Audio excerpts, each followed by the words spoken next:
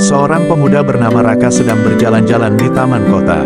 Ia menikmati udara segar dan pemandangan indah di sekitarnya. Ia melihat bunga-bunga yang mekar, burung-burung yang berkicau, dan anak-anak yang bermain. Ia merasa bahagia dan bersyukur atas hidupnya. Tiba-tiba, ia melihat seorang pria tua yang duduk di bangku taman. Pria itu tampak murung dan lesu. Ia memegang sebuah buku tebal di tangannya, tetapi tidak membacanya. Ia hanya menatap kosong ke depan. Raka merasa penasaran dan ingin mengetahui apa yang membuat pria itu sedih. Ia mendekati pria itu dan menyapa dengan sopan. "Halo, Pak, apa kabar?" tanya Raka. Pria itu menoleh dan melihat Raka. Ia tersenyum tipis dan menjawab, "Baik-baik saja, Nak. Terima kasih sudah peduli. Boleh saya duduk di sini, Pak?" tawar Raka. "Silakan, Nak. Saya tidak keberatan," kata pria itu. Raka pun duduk di samping pria itu.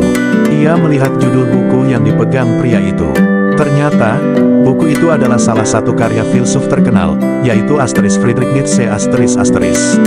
Raka merasa kagum dan bertanya, "Pak, apakah Bapak suka membaca buku filsafat?" Pria itu mengangguk dan berkata, "Ya, Nak. Saya memang suka membaca buku filsafat. Saya ingin memahami makna hidup dan kebenaran yang sejati."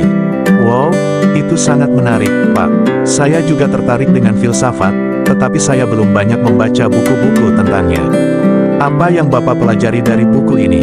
tanya Raka dengan antusias. Pria itu menarik nafas panjang dan berkata, "Buku ini berjudul ****Tus Spoke Zarathustra****. Ini adalah salah satu karya terpenting Nietzsche. Di dalamnya, ia mengajarkan tentang konsep Übermensch atau manusia yang lebih tinggi. Menurut Nietzsche, manusia yang lebih tinggi adalah orang yang mampu menciptakan nilai-nilai baru yang melampaui nilai-nilai lama yang sudah usang dan tidak relevan. Manusia yang lebih tinggi adalah orang yang berani menghadapi kenyataan bahwa Tuhan sudah mati, dan bahwa manusia harus bertanggung jawab atas nasibnya sendiri. Manusia yang lebih tinggi adalah orang yang memiliki kehendak yang kuat dan tidak terpengaruh oleh orang lain. Manusia yang lebih tinggi adalah orang yang mencintai hidupnya dan tidak takut akan kematian." Raka terpukau mendengar penjelasan pria itu. Ia merasa bahwa konsep Übermensch sangat menantang dan menggugah. Ia bertanya lagi, "Pak, apakah Bapak merasa bahwa Bapak adalah manusia yang lebih tinggi?" Pria itu menggeleng dan berkata, "Tidak, Nak. Saya bukan manusia yang lebih tinggi. Saya hanya manusia yang biasa. Saya tidak mampu menciptakan nilai-nilai baru. Saya masih terikat oleh nilai-nilai lama yang saya terima dari orang tua, guru, dan masyarakat. Saya tidak berani menghadapi kenyataan bahwa Tuhan sudah mati. Saya masih membutuhkan pegangan yang kuat untuk hidup saya. Saya tidak memiliki kehendak yang kuat. Saya mudah dipengaruhi oleh orang lain. Saya tidak mencintai hidup saya. Saya takut akan kematian."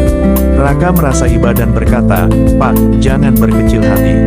Saya yakin Bapak masih bisa menjadi manusia yang lebih tinggi. Bapak hanya perlu berusaha lebih keras dan lebih percaya diri. Bapak harus berani mengubah diri Bapak dan mengikuti hati Bapak. Bapak harus mencari makna hidup Bapak sendiri dan tidak bergantung pada orang lain. Bapak harus menikmati hidup Bapak dan tidak khawatir akan kematian. Bapak harus menjadi pribadi yang unik dan berbeda dari orang lain." Pria itu tersenyum dan berkata, "Terima kasih, Nak. Anda sangat baik dan bijaksana. Anda mungkin lebih dekat dengan manusia yang lebih tinggi daripada saya. Anda membuat saya merasa lebih bersemangat dan berharap. Mungkin saya akan mencoba saran Anda dan melihat apa yang akan terjadi." Raka pun senang dan berkata, "Sama-sama, Pak. Saya senang bisa berbicara dengan Bapak. Saya juga belajar banyak dari Bapak.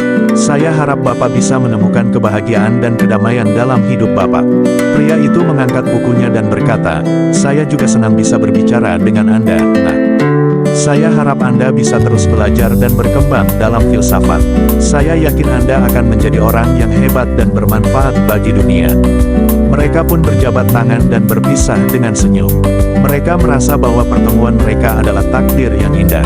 Mereka merasa bahwa hidup mereka menjadi lebih berarti dan berwarna.